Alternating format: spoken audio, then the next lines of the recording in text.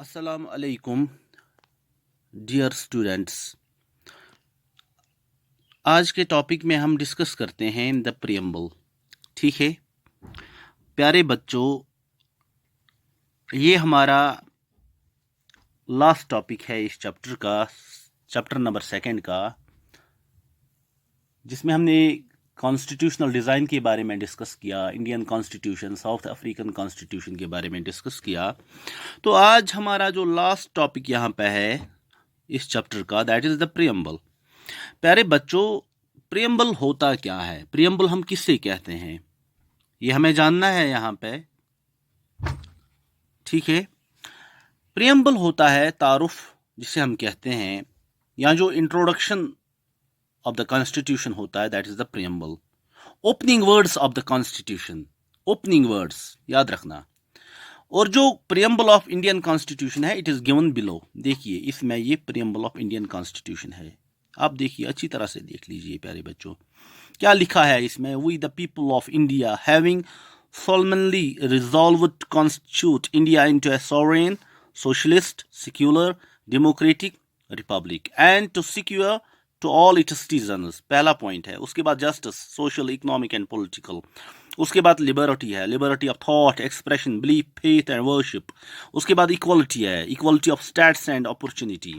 उसके बाद dear students fraternity है, assuring the dignity of the individual and the unity and integrity of the nation। In our Constituent Assembly, this 26th day of November 1949, do hereby adopt, enact and give to ourselves this Constitution।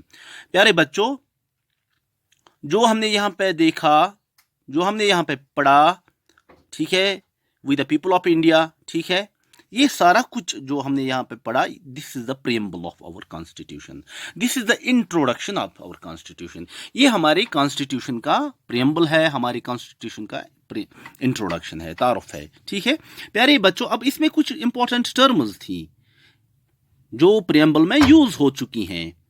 पहले we the people of India, याद रखना, the constitution has been drawn up and enacted by the people of India through their representatives, through their elected representatives, through the constituent assembly। इसको drop किया गया, ठीक है ना, इसको उसके बाद ड्राप करने के बाद इसको इम्प्लीमेंट किया गया। Getting my point? And this constitution is for the people of India.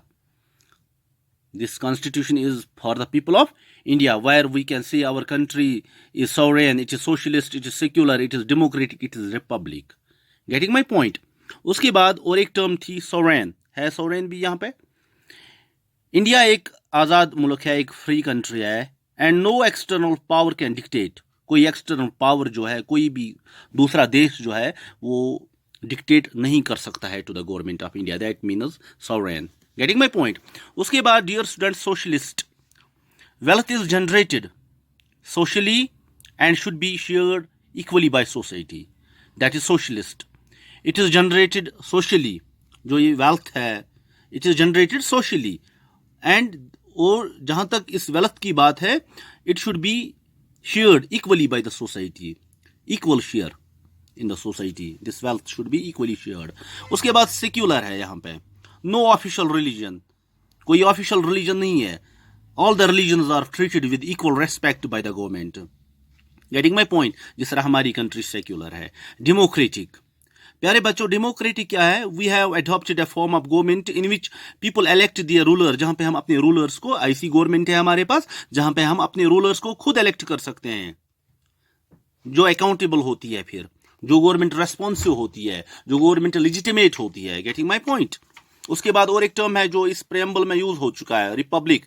Head of the state जो होता है, इट इज इलेक्टेड, है ना, यहाँ पे जो हेड ऑफ द स्टेट है, प्रेसिडेंट है, ही इज इलेक्टेड। यहाँ जो भी हेड ऑफ द स्टेट यहाँ पे हो, या हमारी कंट्री में है, ही इज इलेक्टेड। जस्टिस, अब जस्टिस की बात, जस्टिस भी एक टर्म है ना, जस्टिस भी एक टर्म। जस्टिस क्या होती है? The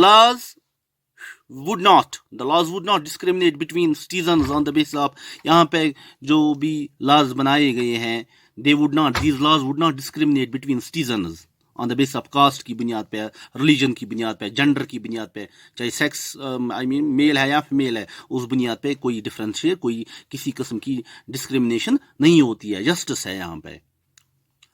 the government work for the welfare of the poor, जो गवर्नमेंट जो है यहाँ पे काम करती है गरीबों की बहबूदी के लिए, गरीबों की फलाह उनके लिए काम करती है, ठीक है ना, और जो ऑप्रेस्ड है उनके लिए काम करती है, सो दैट सोशल इनइक्वलिटीज, ताकि जो सोशल इनइक्वलिटीज हैं उनको कम किया जाए, उनको रिड्यूस किया जाए, उनको मिनिमाइज किया जाए।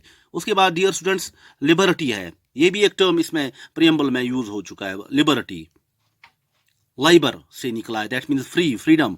Citizens are free to express their opinions, हर एक शहरी यहाँ पे ये आज़ादी दी गई है कि वो अपने ओपिनियंस को, अपनी राय को जाहिर कर सकते हैं, एक्सप्रेस कर सकते हैं।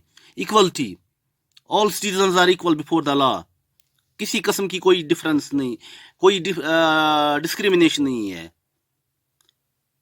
Irrespective, I mean to say, irrespective of differences in socio-economic conditions. Equality means masawat, barabari. All are equal before law. Fraternity. Each citizen should respect the feelings of brotherhood, and one should treat a fellow citizen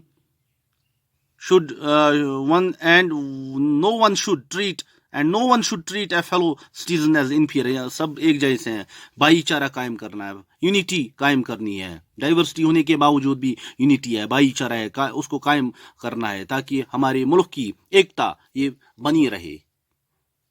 प्यारे बच्चों, ये था आज का topic, that was about the preamble, और कुछ important words जो इस प्रियम्बल में शामिल हुए थे, लाइक सॉवरेन था, सोशलिस्ट था, जस्टिस था, लिबर्टी था, इक्वलिटी थी। That was all about today's topic. मिलते हैं अगली टॉपिक में, तब तक खुदा हाफिज, अस्सलामु अलैकुम।